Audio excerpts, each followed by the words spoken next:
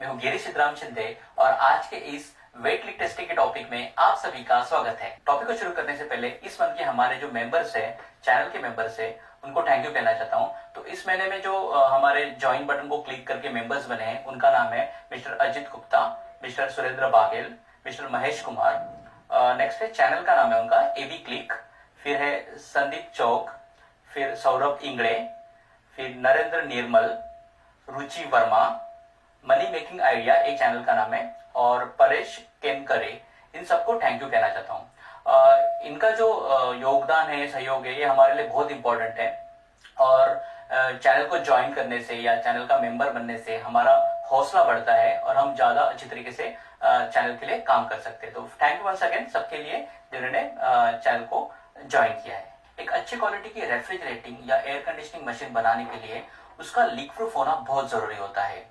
अगर मशीन में बैक्टीरिया इतना भी लीक होता है, बैक्टीरिया का जो सेल होता है, एक पेशी होती है, उतना भी लीक होता है, तो उस लीक से एक साल भर में 1/4 मतलब 1 औंस मतलब करीब करीब 28.35 ग्राम इतना होता है। तो 1/4 मतलब क्या हो गया, करीब करीब 7 ग्राम के बराबर, मतलब क्वार्टर औंस अगर रेफरेंट लीक होता है तो साल में 7 ग्राम इतना लीक होता है।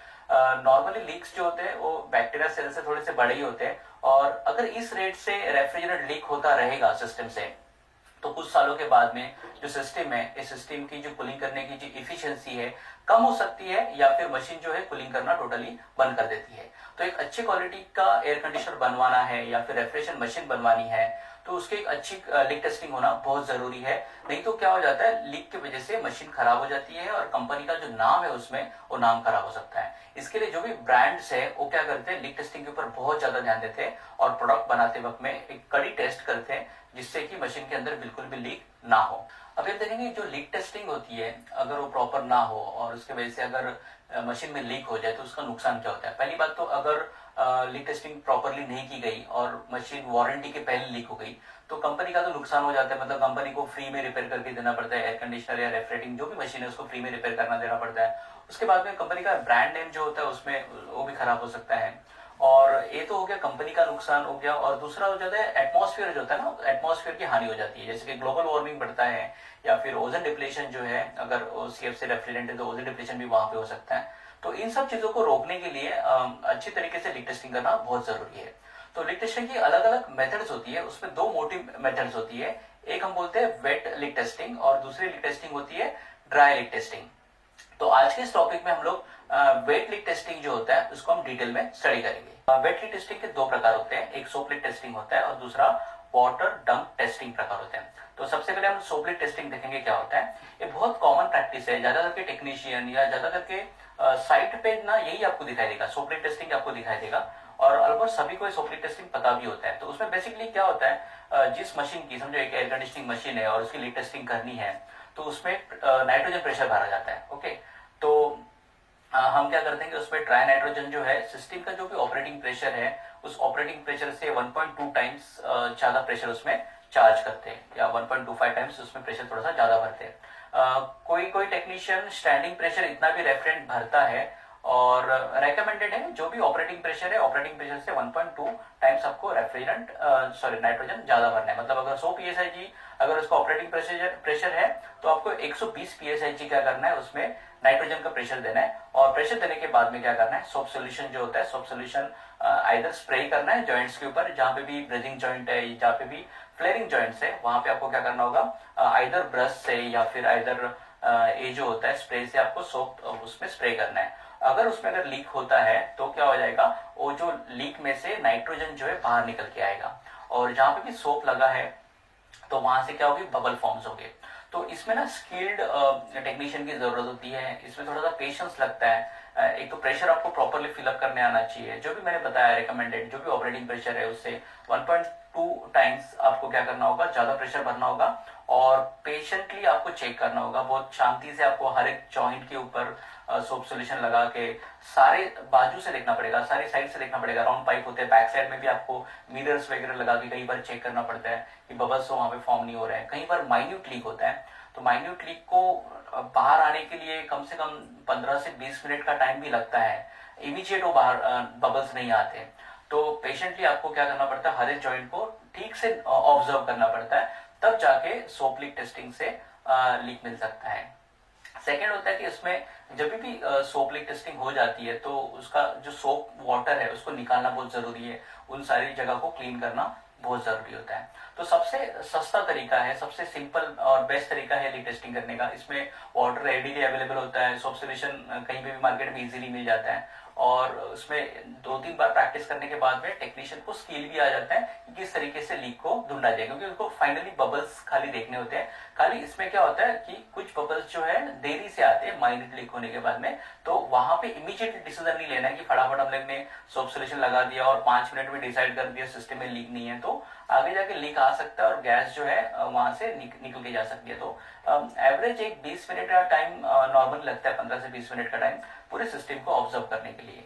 तो इस तरीके से भी सिस्टम का लीक जो है उसको ढूंढा जा सकता है। फिर जहां पे भी लीक आ जाता है उसको क्या करना है, अगर फ्लेयर जॉइंट में लीक है तो फ्लेयर जॉइंट को फिर से टेफ्लॉन लगा के आपको टाइट करना होगा, या फिर अगर ब्रीदिंग जॉइंट में लीक है तो पूरा जो नाइट्रोजन गैस है उसको पूरी तरीके से निकालना होता है। जहां पे भी लीक हो उसको फिर से आपको रिब्रेज करना होता है, फिर से उसको ब्रेजिंग करना होता है, और ब्रेजिंग करके फिर से उसमें नाइट्रोजन गैस भरनी है।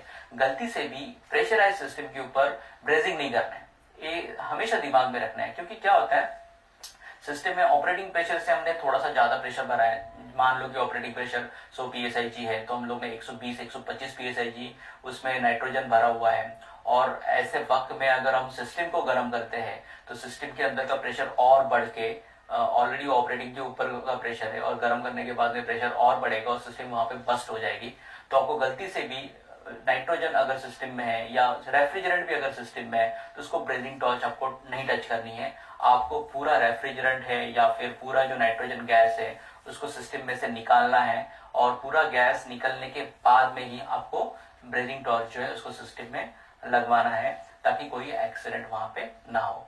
और फिर एक बार ब्रेजिंग हो गया तो उसको क्रॉस चेक करने के लिए आपको फिर से आपको जो भी है 1.2 टाइम्स या 1.25 टाइम्स रेफ्रिजरेंट नाइट्रोजन गैस उसमें फिलअप करना, और फिर आपको साबुन का पानी लगा के फिर से टेस्ट करना है। और फिर अगर लीक नहीं आता है फिर इसको वैक्यूमाइजिंग वगैरह करके आपको रेफरेंट चार्जेस में करना होता है। तो एक सिंपल तरीका है, और इसको ज्यादा से ज्यादा हम लोग यूज करते हैं लीक टेस्टिंग करने के लिए। अगली जो लीक टेस्टिंग की मेथड है that is water dunk testing. तो वाटर डंक टेस्टिंग मतलब, जैसे डंक मतलब क्या होता है, जैसे चाय में बिस्किट डुबाते हैं ना, वैसे मशीन को पानी में डुबाया जाता है, तो that is called as water dunk testing. तो इसमें क्या किया जाता है, एक वाटर टैंक होती है और उसके अंदर व्हाइट कलर होता है पूरा, और उसके अंदर लाइट्स लगी होती है, ओके, और उसमें पानी भरा जाता है, साफ पानी भरा जाता है। और जिसकी भी लीक टेस्टिंग करनी है, ज्यादा करके ये सब मेथड है ना, वाटर डंक टेस्टिंग वगैरह, ये मैन्युफैक्चरर यूज करते हैं, जो मैन्युफैक्चर करते हैं, कॉइल्स बनाते हैं, कंप्रेसर्स बनाते हैं, एयर कंडीशनर बनाते हैं। तो सोप में क्या हो जाता है, हर एक जॉइंट में सोप लगाते लगाते टाइम निकल जाता है, ओके। तो एक क्या करते हैं, बड़ी टैंक बनाते हैं, टैंक में लाइट्स वगैरह लगा के रखते हैं, अंदर से व्हाइट कलर की टैंक होती है पेंट की हुई, और साफ पानी उसमें कंटिन्यूस भरा जाता है। और समझो कंडेंसर कॉइल है, पैकेज एयर कंडीशनर है, और उसकी या सेंट्रल एसी है, उसकी कंडेंसर कॉइल है। अब बड़ी कॉइल है तो उसको लीक टेस्टिंग करना है, तो ब्रेजिंग के बाद में उसमें एयर भर देते हैं, ड्राई एयर होती है। जो भी उसका प्रेशर है, जैसे मैंने आपको बताया था कि जो भी ऑपरेटिंग प्रेशर होता है उस ऑपरेटिंग प्रेशर से 1.2 या 2.5 टाइम्स उसमें प्रेशर भरा जाता है। और प्रेशर भरने के बाद में कंटिन्यूस प्रेशर देते रहते हैं, और एक क्रेन की मदद से या फिर एक चेन और हुक की मदद से उस एंटायर कॉइल को पानी में डुबोया जाता है। तो उस कॉइल को पानी में डुबोने के बाद में अगर कहीं पे भी लीक है तो वो बबल्स आना वहां से शुरू हो जाते हैं, क्योंकि साफ पानी है, टैंक जो है अंदर से पूरी व्हाइट कलर से पेंटेड है, और सफिशिएंट लाइट होती है ताकि इजीली बबल्स वगैरह नजर आए। तो इस तरह का अरेंजमेंट किया जाता है वहां पे, और अरेंजमेंट करके लीक ढूंढा जाता है, उसको बोलते हैं वाटर डंक टेस्टिंग। तो एक कॉइल्स के लिए एप्लीकेबल है, कॉइल्स का भी लीक टेस्टिंग ऐसे होता है। कंप्रेसर जो बनाते हैं तो कंप्रेसर का भी लीक टेस्टिंग जो है ऐसे ही हो जाता है। तो उसमें क्या हो जाता है, एक ही साथ में पूरा लीक टेस्टिंग हो जाता है, अलग अलग जगह पे आपको सोप सोल्यूशन लगाने की जरूरत नहीं पड़ती, एंटायर सिस्टम पानी के अंदर है। अगर एयर कहीं से आ रही है तो डेफिनेटली उसके बबल फॉर्म में आएगी और वो दिखेगा ही दिखेगा। या फिर ये जो कुछ एयर कंडीशनर्स भी है उसके इलेक्ट्रिकल पार्ट्स पूरे निकाल देते हैं, फिर सिस्टम खाली रखते हैं और सिस्टम को प्रेशराइज करके पूरी सिस्टम को पानी के अंदर छोड़ देते हैं और लीक टेस्टिंग करते हैं। तो ऐसे अलग अलग तरीके होते हैं मैन्युफैक्चरर के लीक टेस्टिंग करने के। तो compressors, condenser coil, evaporator coil, और कई बार विंडो एयर कंडीशनर की जो सिस्टम्स है जिसमें इलेक्ट्रिकल पार्ट्स नहीं होते, खाली सिस्टम पार्ट को डुबाया जाता है और एक ही साथ में पूरी सिस्टम की लीक यहाँ पे टेस्ट की जाती है। इस टाइप की जो लीक टेस्टिंग होती है, इस लीक टेस्टिंग में स्किल लेवल जो होता है, जो भी टेक्नीशियन है, जो भी लीक ढूंढ रहा है, उसका skill level soap leak testing की स्किल लेवल से थोड़ा सा ज्यादा चाहिए, क्योंकि इतना आसान नहीं है। सोप लीक टेस्टिंग में क्या हो जाता है, आसानी से बबल्स है ना दिखाई देते हैं।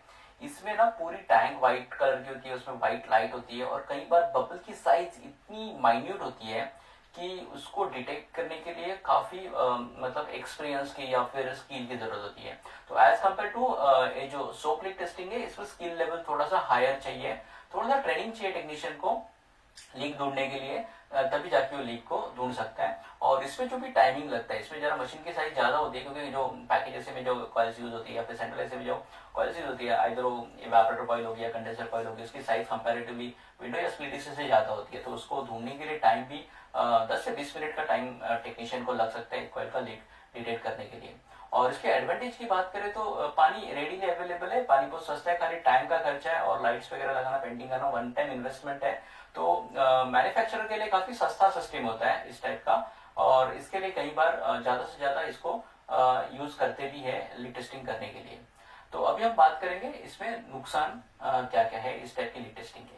अभी मशीन के डिसएडवांटेजेस के बारे में बात करेंगे। तो सबसे पहला डिसएडवांटेज है कि इसमें जो भी ऑपरेटर लगता है, ऑपरेटर काफी स्किल्ड होना उसका बहुत जरूरी है। अदरवाइज क्या होगा, अगर वो ठीक से लीक नहीं ढूंढ पाया तो जिस मशीन में लीक नहीं है उसको भी वो रिवर्क के लिए भेज देगा, और जिस मशीन में लीक है उसको ओके करके आगे भेज सकता है। इसके लिए स्किल्ड ऑपरेटर की बहुत जरूरी होता है। सेकेंड थिंग, आप यहाँ पे डायग्राम में देख सकते हो, जो अरेंजमेंट होती है इसकी कुछ इस तरीके से होती है। ये जो है रेड कलर का दैट इज टैंक होता है वो, और इसके अंदर साफ सुथरा पानी भरा जाता है।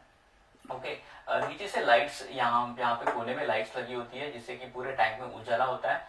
फिर एक हुक की मदद से, चेन से जो भी कंपोनेंट है जिसके लिए टेस्टिंग करनी है उसको पानी में डुबोया जाता है। तो इस तरीके से मान लो कंप्रेसर इसको डुबोया गया है। अब यहाँ पे प्रॉब्लम क्या आती है, डिसएडवांटेज क्या होता है, कई बार जो मशीन होती है फ्लैट नहीं होती है, उसमें कुछ ना कुछ गैप्स होते हैं। फॉर एग्जाम्पल मान लो कंप्रेसर है और इसके बीच में गैप है, अगर समझो यहाँ पे माइन्यूट लीक आ जाता है इस कॉर्नर में कहीं पे, तो माइन्यूट लीक है और यहाँ पे गैप है, तो ये जो बबल्स यहाँ से निकलेंगे ना, ये बबल्स इस गैप में बैठ जाते हैं। ओके, तो गैप में अगर बैठ जाएंगे तो वो बबल्स ऐसे बाहर निकल के नहीं आते। इस केस में समझो ये कोई कंप्रेसर है और यहाँ पे कोई लीकेज है, तो बबल को जाने के लिए रास्ता है, तो बबल्स यहाँ से ऊपर निकल के आएंगे और ऑपरेटर को साफ साफ दिखाई देगा। लेकिन जब गैप्स के अंदर अगर लीकेज है तो वो जो बबल्स है यहीं पे बैठ जाते हैं, और जिसके वजह से इस जगह का लीक ढूंढना थोड़ा सा मुश्किल हो जाता है। तो ऑपरेटर को काफी ध्यान से ये सब चीजें जो इसको चेक करना पड़ता है। इसके लिए मैंने कहा कि ये जो लीक टेस्टिंग है इसके लिए स्किल ऑपरेटर की जरूरत होती है। इसमें और एक डिसएडवांटेज क्या होता है, कई बार जो बड़ी मशीन होती है ना, उसको जब टैंक में डुबोया जाता है तो मशीन के साथ में नीचे के साइड में मोस्टली प्रॉब्लम होता है, कुछ एयर जो है ना उसके साथ में नीचे डूब जाती है। जैसे मैंने बोला कि इसमें गैप्स होते हैं, एकदम फ्लैट मशीन तो नहीं होती। अगर हम कंप्रेसर की बात करें, इवन हम कॉइल्स की बात करें, तो कॉइल्स में भी फिन्स होती है, उसमें एयर होती है। जब हम उसको नीचे लेके जाएंगे तो उसमें कॉइल के साथ में या कंप्रेसर के साथ में, बेस के साथ में कुछ एयर नीचे दब जाती है, और वो जो एयर है ना, जब हम मशीन को नीचे लेके जाते हैं और मशीन को थोड़ा सा चेन को हिलाएंगे तो एयर फिर धीरे धीरे बाहर निकल के आती है। तो ऑपरेटर को ऐसा लग सकता है कि वो बबल्स जो आ रहे हैं वो मशीन के नीचे की हवा नहीं है, तो लीक की वजह से वो बबल्स आ रहे हैं, और उस केस में ऐसा वो फॉल्स रजिस्ट्रेशन कर सकता है, वो बहुत ज्यादा मशीन में लीक है और उस मशीन को रिवर्क के लिए डाल सकता है। तो इसके लिए ऑपरेटर स्किल्ड होना जरूरी है, उसको थोड़ा चेन को हिला के वो जो नीचे जो बची हुई एयर है उसको पूरी तरीके से निकालना होगा, उसको थोड़ा पेशेंटली काम करना होगा, उसको 10 से 15 मिनट तक वेट करना होगा, क्योंकि नीचे जो गई हुई एयर है वो कुछ 5-10 मिनट तक शायद बाहर निकल के आएगी, या विद इन 2-3 मिनट्स में वो एयर निकल के जाती है। और उसके बाद में अगर फिर भी एयर कंटिन्यूसली आ रही है तो हम ऐसा डिसीजन ले सकते हैं कि वहां पे लीकेज है, या उसको ट्रेस कर सकते हैं कि कहीं से कहां से जो लीकेज है उसको फाइंड आउट कर सकते हैं। लेकिन कई बार ऑपरेटर इसमें गलती कर सकता है अगर वो स्किल्ड नहीं है तो, और जो मशीन के नीचे हवा फंसती है, उस हवा जब ऊपर आती है तो उसी को लीक समझ सकता है। तो ये भी प्रॉब्लम इस टाइप के लीक टेस्टिंग में आ सकते हैं। आगे जो टेक्नीशियंस होते हैं ना, जो ऑपरेटर्स होते हैं, उनको मशीन में कैपिलरी फोर्स के बारे में नॉलेज होना बहुत जरूरी है। तो कैपिलरी फोर्स क्या होता है उसके बारे में आपको बताता हूँ। मान लो एक टैंक है रेड कलर की, ओके, और ये हुक हो गया, एक चेन हो गई, ये पानी भरा हुआ है, और एक कोई कंपोनेंट है जिसकी हमें लीक टेस्टिंग करनी है। मान लो एक कंप्रेसर है और उसकी हमें लीक टेस्टिंग करनी है, और इस कंप्रेसर की जो बॉडी है, जो क्रैंकेस जिसको बोलते हैं, यहाँ पे एक माइन्यूट सा छेद है। यहाँ पे मैंने थोड़ा सा बड़ा बताया ताकि आपको समझ में आए, लेकिन ये एकदम माइन्यूट मतलब एकदम छोटा सा छेद यहाँ पे है।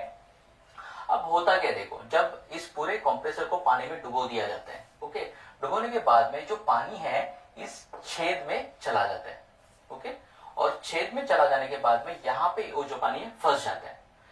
ये जो पानी छेद में जाता है that is called as capillary action. ये जो पानी जो अंदर चला जाता है छेद के अंदर, उसको हम क्या कहते हैं, कैपिलरी एक्शन। तो कैपिलरी एक्शन से क्या हो गया, ये पानी चढ़ के छेद में चला गया। फॉर एग्जाम्पल कैपिलरी एक्शन क्या होता है, कोई भी आपने अगर किसी भी एक कंटेनर में पानी ले लिया, किसी भी बर्तन में पानी ले लिया और उसमें कपड़ा डुबो दिया, कोई एक कॉटन का कपड़ा उसको डुबो दिया, तो जो पानी है अपने आप ऊपर चढ़ने लगता है। ये जो कपड़ा होता है उसके अंदर अपने आप पानी जो है ऊपर ऊपर ऊपर जाने लगता है। That is called as capillary action. Similar to that, जब ये पूरा कंपोनेंट जो है जो यहाँ पे डुबो दिया जाएगा और इसमें अगर छेद है तो उस छेद में से पानी क्या हो जाता है, ऊपर चढ़ जाता है, और इसको हम कहते हैं कैपिलरी एक्शन। तो कैपिलरी एक्शन से पानी यहाँ पे चला गया और इस छेद को वो क्या कर देगा, ब्लॉक कर देगा। अब यहाँ पे छेद जितना छोटा होता है उतना यहाँ पे कैपिलरी फोर्स उसको कहते हैं, वहां पे कैपिलरी फोर्स क्रिएट होता है, और ये फोर्स इतना ज्यादा होता है कि इस फोर्स के वजह से इसके अंदर इतने अच्छी तरीके से एक कंप्रेसर के पार्ट को पानी चिपक जाता है, इतने फोर्स से चिपक जाता है कि ये जो अंदर का प्रेशर है, ये प्रेशर उस पानी को दबा के बाहर निकल के नहीं आ सकता, ओके। और ऐसे केस में जब ये पानी अंदर चला जाता है और ये जो अंदर जो नाइट्रोजन भरा हुआ है, ये नाइट्रोजन उस कैपिलरी फोर्स को तोड़ नहीं सकता, क्योंकि जितना छोटा छेद होगा उतना कैपिलरी फोर्स ज्यादा होगा। तो माइन्यूट लीक के लिए क्या होता है, पानी अगर फंस गया तो पानी बहुत अच्छी तरीके से इस सरफेस को चिपक जाता है, वहां पे बहुत अच्छा, बहुत स्ट्रॉन्ग कैपिलरी फोर्स क्रिएट करता है। और कैपिलरी फोर्स क्रिएट करने की वजह से सिस्टम के अंदर, कंप्रेसर के अंदर जो भी गैस भरी है, नाइट्रोजन है या ड्राई एयर है, वो बाहर निकल की कोशिश करेगी, लेकिन वो गैस निकल नहीं पाएगी और ऑपरेटर को लीक का पता नहीं चलेगा। तो एक सबसे बड़ा डिसएडवांटेज है जिसकी वजह से जो माइन्यूट लीक होते हैं वो शायद इस टेस्टिंग में ढूंढ पाना थोड़ा सा मुश्किल हो जाता है। आगे इसमें डिसएडवांटेज क्या है, ये जो पूरा सिस्टम जो है इसको हम लोग ने पानी के अंदर डुबो दिया, तो पानी से बाहर निकलने के बाद में इमीडिएटली इसको ड्राई करना बहुत जरूरी है। अगर हम इसको पानी में ही रखते हैं या फिर पानी से निकालने के बाद में इसको इमीडिएटली उसको ड्राई नहीं करते, तो मशीन के जो कंपोनेंट्स होते हैं उसमें जंग लगने की पॉसिबिलिटी बहुत ज्यादा होती है। Thank you for watching this video. अगर आपको वीडियो अच्छा लगा तो वीडियो को लाइक और शेयर कीजिए, और चैनल पर नए हो तो चैनल को सब्सक्राइब कीजिए। हम जल्द मिलेंगे एक नई वीडियो के साथ में, तब तक के लिए गुड बाय।